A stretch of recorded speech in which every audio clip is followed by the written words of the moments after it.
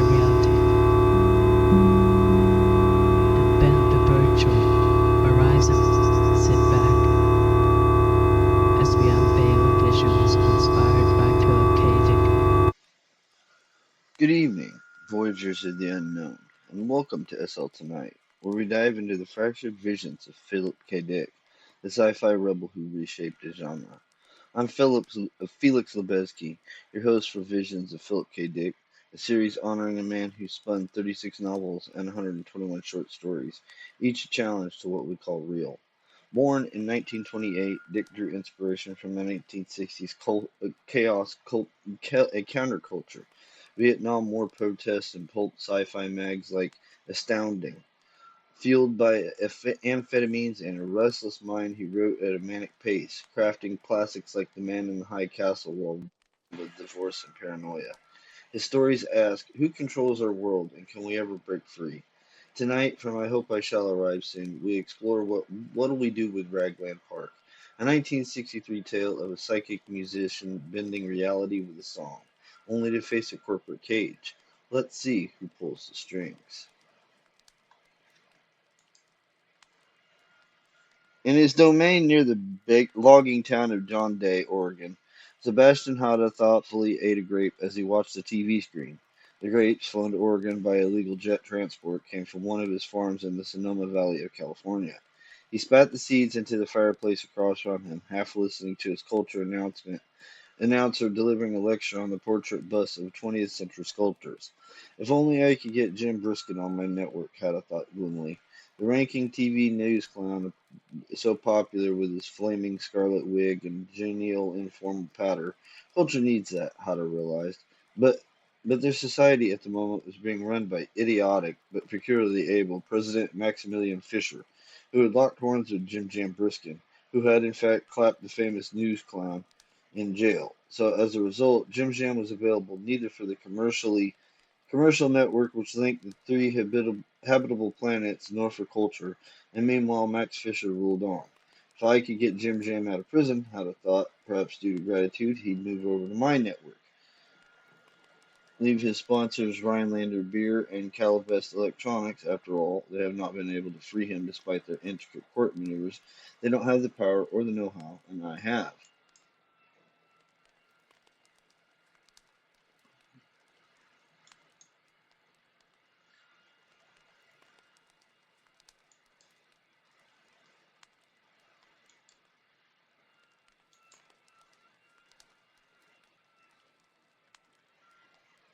One of his wives, Thelma, had entered the living room of the domain and now stood watching the TV screen from behind him. Don't place yourself there, please. It gives me a panic reaction. I like to see people's faces. He twisted around in his deep chair. The fox is back, Thelma said. I saw him. He glared at me. She laughed with delight. He looks so feral and independent. A bit like you, Seb. I wish I could have gotten a film clip of him. I must bring Jim Jam Briskin, Hedda said aloud. He had decided. Picking up the phone, he dialed Culture's production chief, Nat Kaminsky, at the transmitting Earth satellite, Kalone. And in exactly 1 hour, Howard told his employee, I want all our outlets to begin crying for Jim Jam Briskin's release from jail.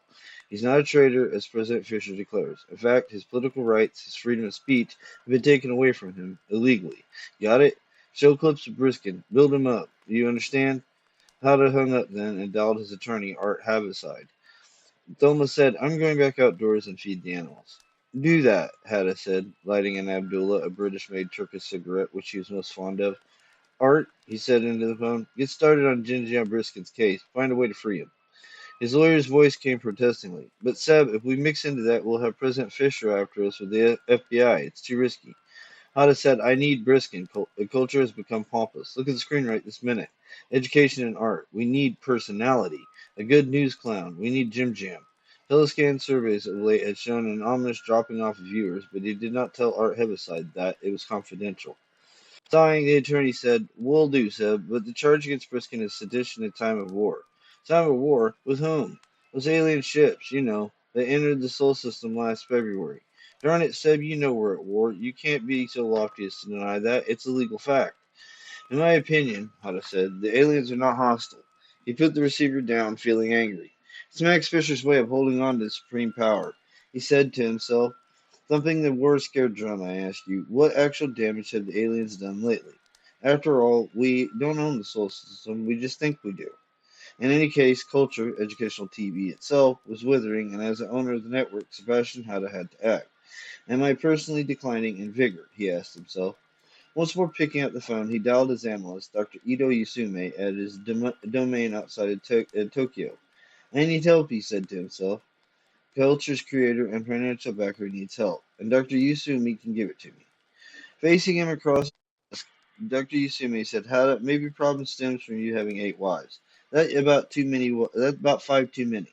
He waved Hada back to the couch. "Be calm, Hada. Please, pretty sad that big-time operator like Mr. S. Hada falling apart under stress. You afraid President Fisher's FBI get you like they got Jim Briskin?" "No, I'm fearless." He lay semi-supine, arms behind his head, gazing at a Paul Klee print on the wall. Or perhaps it was an original. Yet analysts did make a god-awful amount of money. Yusumi's charge to him was $1,000 a half hour. Yusumi said contemplatively, "Maybe you should seize power. Hada in bold coup against Max Fisher. Make successful power play of your own. Become president and then release Mr. Jim Jim. No problem then." "Fisher has the armed forces behind him," Hada said gloomily. "As commander in chief, because of General Tompkins, who likes Fisher, they're absolutely loyal." He had already thought of this. "Maybe I ought to flee to my domain on Callisto," he murmured. It was a superb one, and Fisher, after all, had no authority there. It was not U.S. but Dutch territory. Anyhow, I don't want to fight. I'm not a fighter, a street brawler. I'm a cultured man. You are a biophysical organism with built-in responses. You are alive. All that lives strives to survive. You will fight if necessary, Hada. Looking at his watch, Hada said, "I have to go, Ito. At 3 I have an appointment in Havana to interview a new folk singer, a ballad and banjo man who's sweeping Latin America. Ragland Park is his name. He can bring life back into culture." "I know of him," Ito Yusumi said. "Saw him on commercial TV. Very good performer. Part Southern U.S., part Dane. Very young, with huge black mustache and blue eyes. Magnetic, this Rags as is called." "But his folk singing cultural," Hada murmured. "I tell you something," Dr. Yusume said. "There's strangeness about Rags Park. I noted even over TV. Not like other people. That's why he's such a sensation. More than that, I diagnose. You know mental illness and psionic power is closely related, as in poltergeist effect. Many schizophrenics of paranoid variety are telepaths, picking up hate thoughts and subconscious of persons around them." "I know," Hada sighed, thinking that this was costing him hundreds of dollars, as spouting a psychiatric theory. "Go careful with the Rags Park," Dr. Usame cautioned. "You volatile type, Hada. Jump too quick. First idea is springing Jim Jam Briskin, risking FBI wrath. And now this Rags Park. You like hat designer or human flea. Best bet, as I say, is to openly face President Fisher. Not deviousness as I foresee you doing." "Devious?" Hada murmured. "I'm not devious." "You most devious patient I got," Dr. Usame told him bluntly. "You got nothing but tricky bones in your body. Hada, watch out or you scheme yourself out of existence." He nodded with great soberness. "I'll go carefully," Hada said. His mind on Rags Park, he barely heard what Dr. Usame was telling him. "A favor. When you can arrange, let me examine Mr. Park. I would enjoy, okay? For your good, Hada, as well as professional interest. Side talent may be a new kind, one never knows." "Okay, I'll give you a call. But," he thought, "I'm not going to pay you for it. Your examination of Rags Park will be on your own time." There was an opportunity before his appointment with the ballad singer Rags Park to drop by the federal prison in New York, at which Jim Jam Briskin was being held on the sedition and time of war charge. Howard had never met the news clown face to face, and he was surprised to discover how much older the man looked than on TV.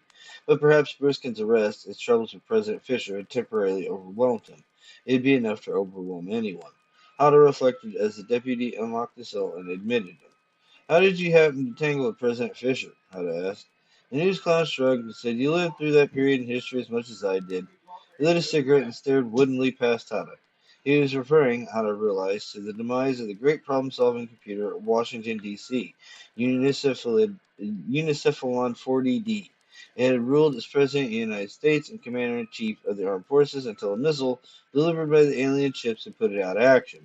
During that period, the standby president, Max Fisher, had taken power, a clod appointed by the Union, a primitive man with all unnatural bucolic cunning. When at last Ucephalon 40D had been repaired and had resumed functioning, and had ordered Fisher to depart his office and Jim Briskin to cease political activity. Neither man had complied. Briskin had gone on campaigning against Max Fisher, and Fisher had managed, by some method still unknown, to disable the computer, thereby again becoming President of the United States. And his initial acts had been to clap Jim Jam in jail. Has Art Heaviside, my attorney, seen you? Hada asked. No, Ruskin said shortly. Listen, my friend, without my help, you'll be in prison forever, or at least until Max Fisher dies. This time he isn't making a mistake of allowing USEP 140D to be repaired. It's out of action for good. Ruskin said, and you want me on your network in exchange for getting me out of here. He smoked rapidly at a cigarette. I need you, Jim Jam. It took courage for you to expose President Fisher for the power-hungry buffoon he is.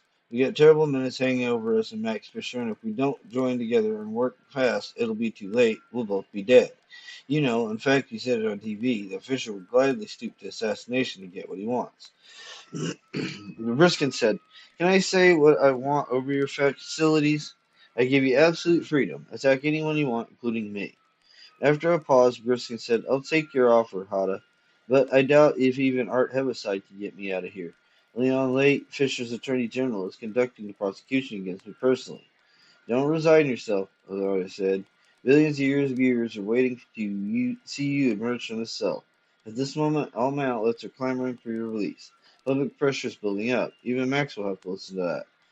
What I'm afraid of is that accident will happen to me. Riskin said, just like the accident that befell Ucephalon 40D a week before it resumed functioning. If it couldn't save itself, how can you afraid? Hada inquired, incredulous. Jim Briskin, the ranking news clown. I don't believe it. There was silence.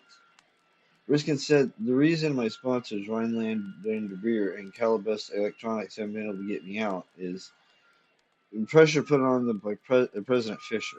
The attorneys as much as admitted that to me. When Fisher learns you're trying to help me, he'll bring all the pressure he has to bear directly on you. He glanced up acutely at Hada. Do you have the stamina to endure it? I wonder. Certainly I have, as I told Dr. Yusume. And he'll put pressure on your wives, Jim Briskin said. I will divorce all 8 of them, Hada said hotly. Briskin held out his hand and they shook. It's a deal then. I'll go to work for culture as soon as I'm out of here. He smiled in a weary but hopeful way. Elated Hada said, Have you heard of Rags Park, the folk ballad singer? And at 3 today I'm signing him too. There's a TV set here and now and then I catch one of Park's numbers. He sounds good, but do you want that on culture? It's hardly educational. Culture is changing. We're going to sugarcoat our dictatums from now on. We've been losing our audience. I don't intend to see culture wither away. The very concept of it, the word culture stood for committee utilizing learning techniques for urban renewal efforts. A major part of Hada's real estate holdings consisted of the city of Portland, Oregon, which he had acquired intact 10 years ago. It's not worth much, typical of the semi-abandoned slum constellations which become not only repellent but obsolete. Portland had a certain sentimental value to him because he had been born there. However, one notion lingered in his mind. If, for any reason, the colonies on the other planets and moons had to be abandoned, if the settlers came streaming back to Earth, the cities would be repopulated once more. And with the alien ships flitting about the farther planets, this was not as implausible as it sounded. In fact, a few families had emigrated back to Earth already. So underneath, culture was not quite the disinterested public service nonprofit or agency that it appeared. Mixed in with the education, Hada's outlets drummed away at the seductive idea of the city, how much it could offer, how little there was to be had in the colonies. Give up the difficult, crude life of the frontier, culture declared night and day. Return to your own planet, repair the decaying cities. They're your real home. Did Briskin know this? Hada wondered. Did the news clown understand the actual purpose of his organization? Hada would find that out if and when he managed to get Briskin out of jail and before a culture microphone. At 3 o'clock, Sebastian Hatta met the folk singer Ragland Park at the Havana office of culture. I'm glad to make your acquaintance, Rex Park said shyly. Tall, skinny, with his huge black mustache hiding most of his mouth, he shuffled about self-consciously, his blue eyes gentle with authentic friendliness. He had an unusual sweetness about him, Hatta noted, almost a saintly quality. Hatta found himself impressed.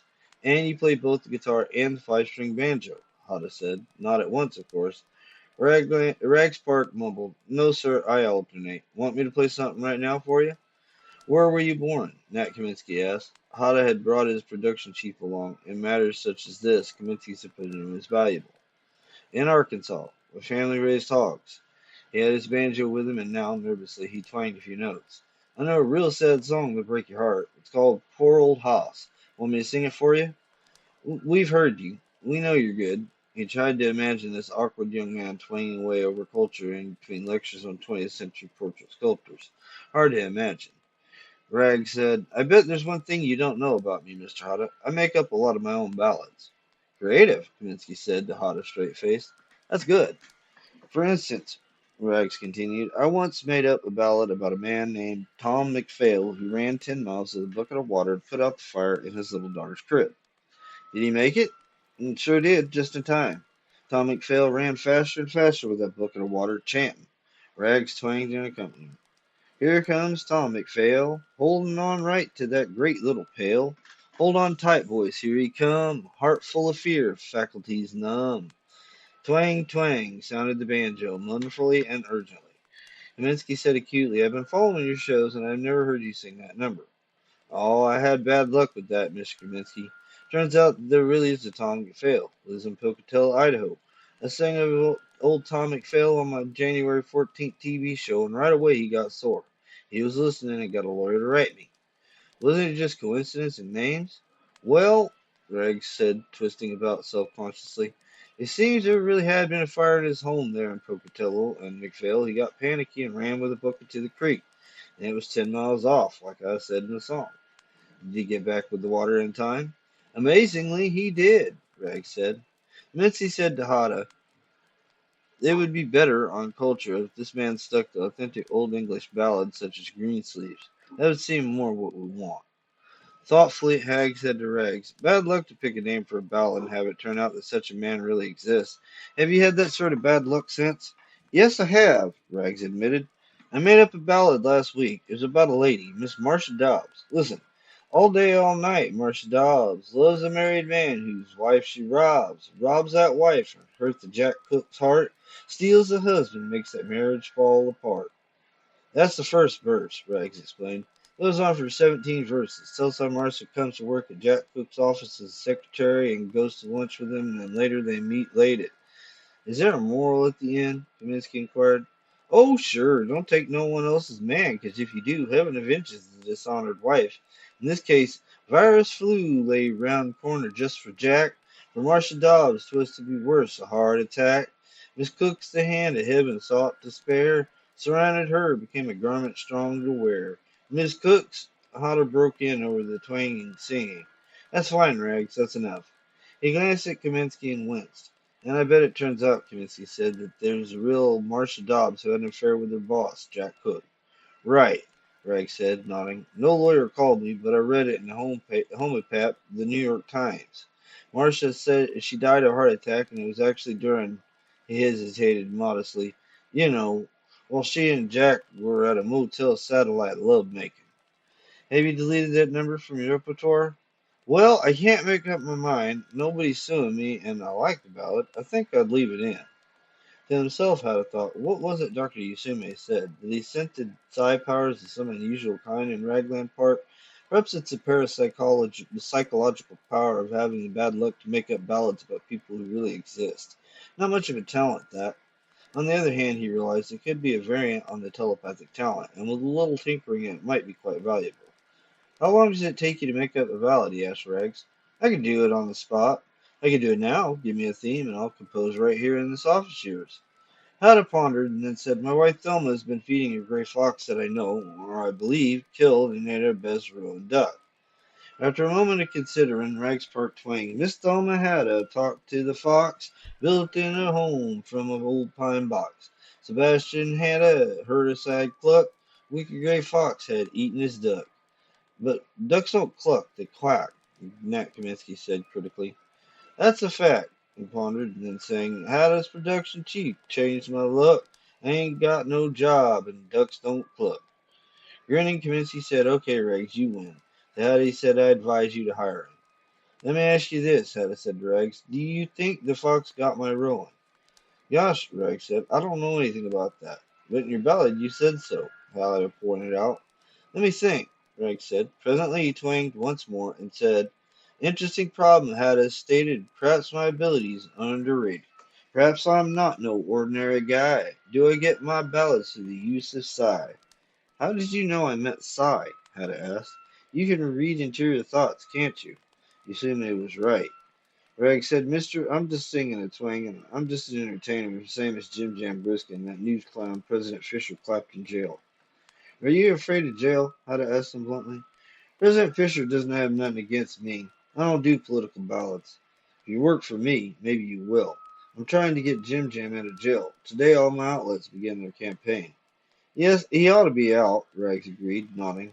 That was a bad thing. President Fisher using the FBI for that. Those aliens aren't much of a menace. Levinsky, rubbing his chin meditatively, said, Do one on Jim Jam Briskin, Max Fisher, the aliens, on the whole political situation. Sum it up. That's asking a lot, Reg said with a wry smile. Try. See how well you can do to epitomize. Ooh-wee, epitomize. Now I know I'm talking to culture. Okay, Mr. Kaminsky, how's this? He sang, Fat little president by the name of Max used his power, gave Jim the axe. Sebastian Hatta's got eyes like a vulture, seizes open and steps in with culture. You're hired, Hatta said to folk singer, and reached into his pocket for a contract form. Kaminsky said, Will he be successful, Mr. Park? Tell us about the outcome. Yeah, I'd rather not. At least not this minute. You think I can read the future too? That I'm a precog as well as a telepath? He laughed gently. I got a plenty of talent according to you. I'm flattered. He bowed mockingly. I'll assume that you're coming to work for us, Hatta said, and your willingness to be an employee of culture. Is it a sign that you feel President Fisher's not going to be able to get us? Oh, we could be in jail too, along with Jim Jam, Rags murmured. That wouldn't surprise me. Seating himself, his banjo in hand, he prepared to sign the contract. In his bedroom at the White House, President Max Fisher had listened for almost an hour now to the TV set, the culture hammering away on the same topic, again and again. Jim Briskin must be released. The voice said it was a smooth, professional announcer's voice. But behind it, unheard, Max knew it was Sebastian Hatta. Attorney General, Max said to his cousin Leone late, get me dossiers on all of Hada's wives, all 7 or 8, whatever it is. I guess I gotta take a drastic course. When later in the day the 8 dossiers had been put before him, he began to read carefully, chewing on his El Producto All Touch cigar and frowning, his lips moving with the effort of comprehending the intricate, detailed material. Geez, what a mess some of these dames must be, he realized. Ought to be getting chemical psychotherapy, have their brains and metabolism straightened out. But he was not displeased. It had been his hunch that a man like Sebastian Hatta would attract an unstable sort of woman. One in particular, Hatta's fourth wife, interested him. Zoe Martin Hatta, 31 years old, now living on Io with her 10-year-old son. Zoe Hatta had definite psychotic traits. Attorney General, he said to his cousins, this dame's living on a pension supplied by the U.S. Department of Mental Health. Hatta isn't contributing a dime to her support. You get her here to the White House, you understand? I got a job for her. The following morning, Zoe Marta Hatta was brought to his office. He saw between the 2 FBI men a scrawny woman, attractive but with wild, animosity-filled eyes. Hello, Miss Zoe Hata, Max said. Listen, I know something about you. You're the only genuine Miss Hata. The others are imposters, right? And Sebastian's done you dirt. He waited and saw the expression on her face change. Yes, I've been in court 6 years trying to prove what you just said. I can hardly believe it. Are you really going to help me? Sure, but you gotta do it my way. I mean, if you're waiting for that skunk hotter to change, you're wasting your time. About all you can do is even up the score. The violence which left her face crept back as she understood gradually what he meant. Frowning, Dr. Ito Yasumi said, I have now made my examination, Hata. He began putting away his battery of cards. This Rags Park is neither telepath nor precog. He neither reads my mind nor cognates what is to be, and frankly, Hata, although I sense some psi power about him, have no idea what it might be. Hata listened in silence. Now, Rags Park, this time with a guitar over his shoulder, wandered in from the other room. It seemed to amuse him that Dr. Yusume could make nothing of him. He grinned at both of them and then seated himself. I'm a puzzle, he said to Hata. Either you got too much when you hired me or not enough, but you don't know which, and neither does Dr. Yusume or me. You I want you to start at once over at Culture, Hada told him impatiently. Make up and sing folk ballads that depict unfair imprisonment and harassment of Jim Jam Briskin by Leon Late and his FBI. Make Late appear a monster. Make Fisher appear a scheming, greedy boob. Understand? Sure, Rex Park said, nodding. We gotta get public opinion around us. I knew that when I signed. I ain't just entertaining no more. Dr. Yusume said to Rags, listen, I have a favor I'd ask. Make up folk-style ballad telling how Jim Jambris can get out of jail. Both Hada and Rags Park glanced at him. Not about what is, Yusume explained, but about that which we want to be. Shrugging, Park said, okay. The door to Hada's office burst open, and the chief of his bodyguards, Dr. Saxton, put his head excitedly in. Mr. Hada, we just gunned down a woman who was trying to get through to you with a homemade bomb. You have a moment to identify her. We think maybe it was, one of your wives. God in heaven, Hada said, and hurried along with Saxton from the office and down the corridor. There on the floor near the front entrance of the domain lay a woman he knew. Zoe, he thought. He knelt down and touched her. Sorry, Saxton mumbled. We had to, Mr. Hada. All right, I believe you if you say so. He greatly trusted Saxton. After all, he had to. Saxton said, I think from now on you better have one of us close by you at all times. I don't mean outside your office. I mean within physical touch. Wonder if Max Fisher sent her here, Hada said. The chances are good, Saxton said. I'd make book on it. Just because I'm trying to get Jim Jam Briskin released. Hada was thoroughly shaken. Really amazes me. He rose to his feet unsteadily. Let me go after Fisher, Saxon urged in a low voice. For your protection. He has no right to be president. Yusuf 140D is our only legal president, and we all know Fisher put it out of commission. No, Hada murmured. I don't like murder. It's not murder. It's protection for you and your wives and children. Maybe so, but I still can't do it. At least not yet. He left Saxon and made his way with difficulty back to his office, where Rags Park and Dr. Yusume waited. We heard, Yusume said to him. Bear up, Hada. The woman was paranoid schizophrenic with delusions of persecution. Without psychotherapy, it was inevitable that she would meet a violent death. Do not blame yourself or Mr. Saxon. Hada said, and at one time I loved that woman. Dolefully strumming on his guitar, Rags Park sang to himself. The words were not audible. Perhaps he was practicing on his ballad Jim Jam's escape from jail. Take Mr. Saxon's advice, Dr. Yusume said. Protect yourself at all times. He patted Hada on the shoulder. Rag spoke up. Mr. Hada, I think I got my ballad now. About. I don't want to hear it, Hada said harshly. Not now. He wished the two of them would leave. He wanted to be by himself. Maybe I should fight back, he thought. Dr. Yusume recommends it. Now Dieter Saxon recommends it. What would Jim Jam recommend? He has a sound mind. He would say, don't employ murder. I know that would be his answer. I know him.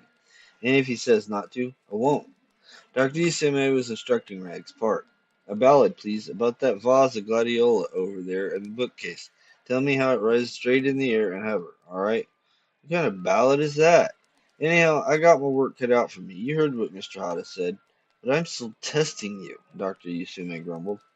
To his cousin, the Attorney General, Max Fisher said disgustingly, well, we didn't get him. No, Max, Leon Late agreed. He's got good men in his employ. He's not an individual like Briskin. He's a whole corporation. Moodily, Max said, I read a book once that said if three people are competing, eventually two of them will join together and gang up on the third one. It's inevitable. That's exactly what happened. Hada and Briskin are buddies, and I'm alone. We have to split them apart, Leon, and get one of them on our side against the other.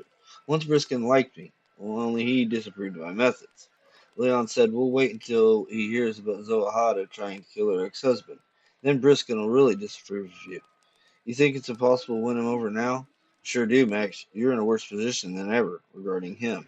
Forget about winning him over. There's some idea in my mind, though. I can't quite make out what it is yet, but it has to do with freeing Jim Jam in the hopes that he'll feel gratitude. You're out of your mind, Leon said. How come you ever thought of an idea like that? It isn't like you. I don't know, Max groaned, but there it is. To Sebastian Hada, Ragspark said, I think maybe I got me a ballad now, Mr. Hada. Like Dr. Yusume suggested. It has to do with telling how Jim Jam Briskin gets out of jail. You want to hear it? Dully, Hada nodded. Go ahead. After all, he was paying the folk singer. He might as well get something for his money. Swinging away, Rag sang. Jim Jam Briskin languished in jail. Couldn't find no one to put up his bail. Blame Max Fisher. Blame Max Fisher. Rags explained, "That's the chorus. Blame Max Fisher, okay?" "All right," Hada said, nodding. With fire in his eyes, Rags launched into the body of the song. "Lord came along, said, 'Max, I'm mad. Casting that man in jail, that was bad. Blame Max Fisher,' the good Lord cried. 'Poor Jim Briskin, his rights denied.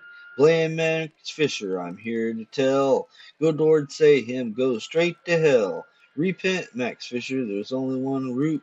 Get on my good side, let Jim Jam out.'" Rags explained to Hada, "Now here's what's going to happen." He cleared his throat. "Bad Max Fishery saw the light. Told Leon late we gotta do right. Send the message down to turn that key. Open that door and let Jim Jam free.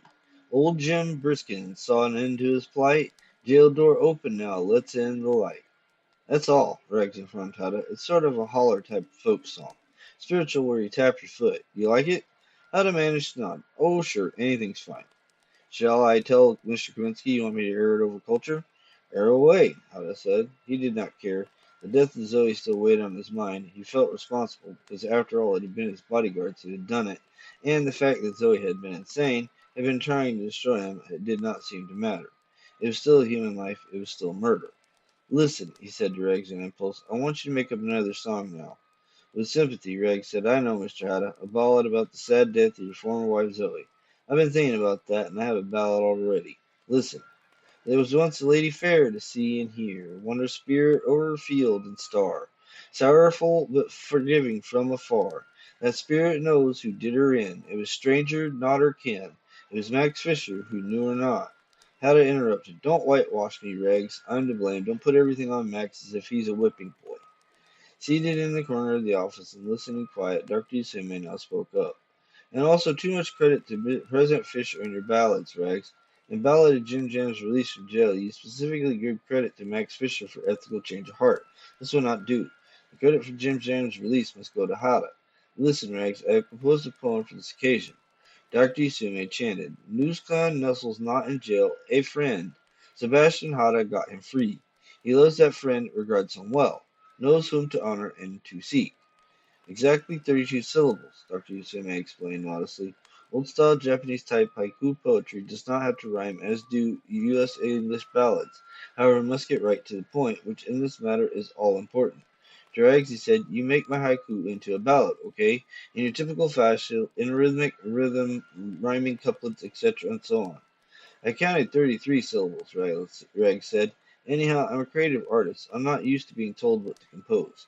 Who am I working for, you or him? Not him, as far as I know." "Do as he says," Otto told Rags. "He's a brilliant man." Sullenly, Rags murmured, "Okay, but I didn't expect this sort of job when I signed the contract."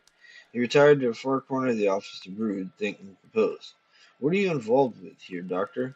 Hada asked. "We'll see," Dr. Usame said mysteriously. "Theory about psi-power on this balladeer here may pay off, may not. You seem to feel that exact wording of Rag's ballad is very important." "That right. As in legal document. You wait, Hada, you find out. If I right, eventually. If I wrong, it doesn't matter anyhow." He smiled encouragingly at Hada. The phone in President Max Fisher's office rang. It was the Attorney General, his cousin, calling in agitation. "Max, I went over to the federal pen where Jim Jam is to see about quashing the charges against him like you were talking about." Leon hesitated. "He's gone, Max. He's not in there anymore." Leon sounded wildly nervous. "How'd he get out?" Max said, more baffled than angry. "Art Heaviside, how does attorney found a I don't know yet what it is. I have to see Circuit Court Judge Dale Winthrop about it. He signed the release order as an hour or so ago. I have an appointment with Winthrop as soon as I've seen him. I'll call you back." "I'll be darned," Max said slowly. "Well, we were too late." He let the phone reflexively and then stood down and thought. "What has Hatter got going for him?" He asked himself. "Something I don't understand." And now the thing to watch for, he realized, is Jim Briskin show up on TV, on Culture's network. Going over to the television set, Max turned it on. With relief, he saw on the screen not Jim Briskin, but a folk singer plucking away on a banjo. And then he realized the folk singer was singing about him. "Bad Max Fishery saw the light, told Leon late we gotta do right. Sent a message down to turn that key." Listening, Max Fisher said aloud, "My God, this is exactly what happened. This is exactly what I did." Eerie, he thought. What's it mean? This ballad singer on culture who sings about what I'm doing. Secret matters it couldn't possibly know about. Telepathic, maybe, Max thought. That must be it. Now the folk singer was narrating and plucking about Sebastian Hatta, how Hatta had been personally responsible for getting Jim Jambriskin out of jail. And it's true, Max said to himself. When Leon Lake got there to the federal pen, he found Briskin gone because of Art Heaviside's activity. I better listen pretty carefully to the singer, because for some reason he seems to know more than I do. But the singer now had finished. The culture announcer was saying, "That was a brief interlude of political ballads by the world-renowned Ragland Park. Mr. Park, you'll be pleased to hear it will appear on the channel every hour for 5 minutes of news ballads composed here in Culture's studios for the occasion. Mr. Park will be watching the teletyper and will compose his ballads too." Max switched the set off then. Like Calypso, Max realized, news ballads. God, he thought dismally. Suppose Park sings one about Unicephalon 40D coming back. I have a feeling, he thought, that what Raglan Park sings turns out to be true. It's one of those psionic talents, and they, the opposition, are making use of this. On the other hand, he thought, I might have a few psionic talents of my own, because if I didn't, I wouldn't have gotten as far as I have. Seated before the TV set, he switched it on once again and waited, chewing his lower lip and pondering what he should do. As yet, he came up with nothing, but I will sooner or later, he said to himself. And before they could come up with an idea of bringing Cephalon 40D back, Dr. Isime said, I have solved what your Gun Park side talent is, Hada. You care to know? More interested in the fact that Jim Jam is out of jail, Hada answered. He put down the receiver of the telephone, almost unable to believe the news. He'll be here right away, he said to Dr. Isime. He's on his way direct by monorail. We'll see that he gets to Callisto, where Max has no jurisdiction, so they can't possibly rearrest him. His mind swirled with plans. Rubbing his hands together, he said rapidly, Jim Jam can broadcast from our transmitter on Callisto, and he can live at my domain there. That'll be beer and skittles for him. I know he'll agree. He is out, Dr. Yusume said dryly, because Rag's psi talent, so you'd better listen. As his psi talent is not understated even by Rags, and honest to God, it could rebound on you any time. Reluctantly, Hada said, okay, give me your opinion. The relationship between Rags' made-up ballads and reality is one of cause and effect. What Rags describes then takes place. The ballad precedes the event, and not by much. You see, this could be dangerous. Rags understood it and made use for its own advantage. If this is true, Hedda said, then we want him to compose a ballad about Cephalon 40D returning to action. That was obvious to him instantly. Max Fisher would be merely the standby president once more, as he had originally been, without authority of any kind. Correct, Dr. Sime said, but problem is, now that he is making up these political type ballads, Raglan Park is out to discover the fact too. For if he makes up a song about Cephalon and then actually you're right, Hada said. Even Park couldn't miss that. He was silent then, deep in thought. Raglan Park was potentially even more dangerous than Max Fisher. On the other hand, Raglan seemed like a good egg. There's no reason to assume that he would misuse his power as Max Fisher had his. But it was a great deal of power for one human being to have. Much too much. Dr. Isame said, care must be taken to exactly what sort of ballad Raglan makes up. Contents must be edited in advance, maybe by you. I want as little as possible, Hada began, and then ceased. The receptionist had buzzed him. He switched on the intercom. Mr. James Briskin is here. Send him right in, Hada said, delighted. He's here already, Ito. Hada opened the door to the office, and there stood Jim Jam, his face lined and sober. Mr. Hada got you out, Dr. Usame informed Jim Jam. I know. I appreciate it, Hada. Briskin entered the office, and Hada at once closed and locked the door. Listen, Jim Jam, Hada said without preamble, we've got greater problems than ever. Max Fisher as a threat is nothing. Now we have to deal with the ultimate form of power, an absolute rather than a relative form. I wish I'd never gotten into this. Whose idea was it to hire Rags Park? Dr. Yusume said, yours, Hada, and I warned you at the time. I'd better instruct Rags not to make up any more new ballads. That's the first step to take. I'll call the studio. My God, he might make up one about us all going to the bottom of the Atlantic or 20 AUs out in the deep space. Avoid panic, Dr. Usame told him firmly. There you go ahead with panic, Hada. Volatile as ever. Be calm and think first. How can I be calm? Hada said, when that rustic has the power to move us around like toys. Why, he can command the entire universe. Not necessarily, Dr. Usame disagreed. There may be a limit. Psi power not well understood even yet. Hard to test out in laboratory conditions. Hard to subject to rigorous, repeatable scrutiny. He pondered. Jim Briskin said, as I understand what you're saying, You were sprung by a made-up ballad, Hada told him. Done at my command. It worked, but now we're stuck with the ballad singer. He paced back and forth, hands in his pockets. What'll we do with Ragland Park? He asked himself desperately. At the main studios of culture in the Earth satellite colony, Ragland Park sat with his banjo and guitar, examining the news dispatches coming in over the teletype and preparing ballads for his next appearance. Jim Jam Briskin, he saw, had been released from jail by order of a federal judge. Pleased, Ragland considered a ballad on that topic, then remembered that he had already composed and sung several. What he needed was a new topic entirely. He had done that one to death. From the control booth, Nat Kaminsky's voice boomed over the loudspeaker. You about ready to go on again, Mr. Park? Oh, sure, Raglan replied, nodding. Actually, he was not, but he would be in a moment or two. What about a ballad, he thought, concerning a man named Pete Robinson of Chicago, Illinois, whose Springer Spaniel was attacked one fine day in broad daylight on a city street by an enraged eagle. No, that's not political enough, he decided. What about one dealing with the end of the world? A comet hitting Earth, or maybe the aliens swarming in and taking over. A real scary ballad with people getting blown up and cut in half by ray guns. But that was too unintellectual for a culture. That wouldn't do either. Well, he thought, then a song about the FBI. I've never done one on that subject. Leon Late's men in gray business suits with fat red necks, college graduates carrying a briefcase. To himself, he sang while strumming his guitar. Our department chief says, Hart, go and bring back Raglan Park. He's a menace to conformity. His crimes are an enormity. Chuckling, Raglan pondered how to go on with the ballad. Ballad about himself. Interesting idea. How did he happen to think of that? He was so busy conducting the ballad, in fact, that he had not noticed the three men in gray business suits with fat red necks who had entered the studio and were coming towards him, each man carrying a briefcase in a way that made it clear he was a college graduate and used to carrying it. I really have a good ballad going, Raglan said to himself. The best one of my career. Strumming, he went.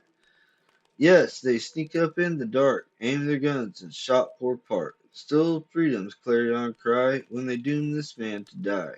But a crime not soon forgotten, even in a culture rotten. That was as far as Raglan got in his ballad.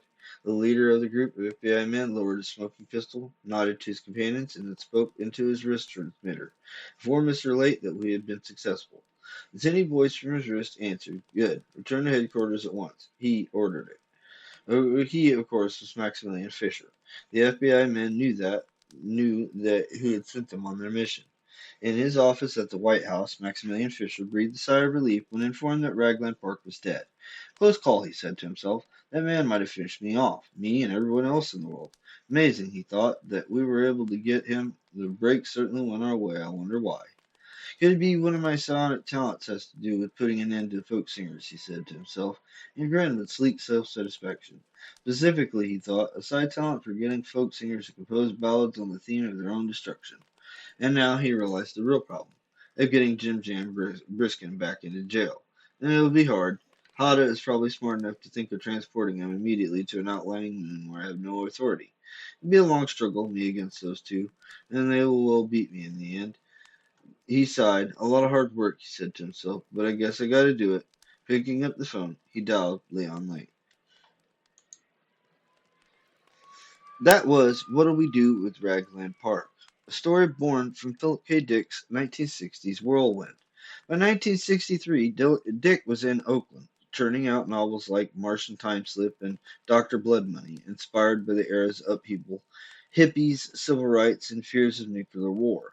Amphetamines kept him riding through the night, his typewriter a weapon against a world he saw as a corporate trap. His third marriage to Anna Rubinstein was crumbling, and he felt like Raglan, caught by forces bigger than himself. Radio shows, jazz, and pulp sci-fi fed his ideas, blending rebellion with paranoia about control. This story, like his novels, broke sci-fi's rules, asking if art could outsmart the system. Next week, we'll haunt an apartment in Strange Memories of Death. Philip K. Dick, the visionary who gave us Ragland Park, turned his 1960s fears into sci-fi that still burns. His psychic musician fights a corporate machine, asking, can we sing our own song, or are we played by others? Join us next time for our visions of Philip K. Dick on SL Tonight as we keep chasing his truths. Good night.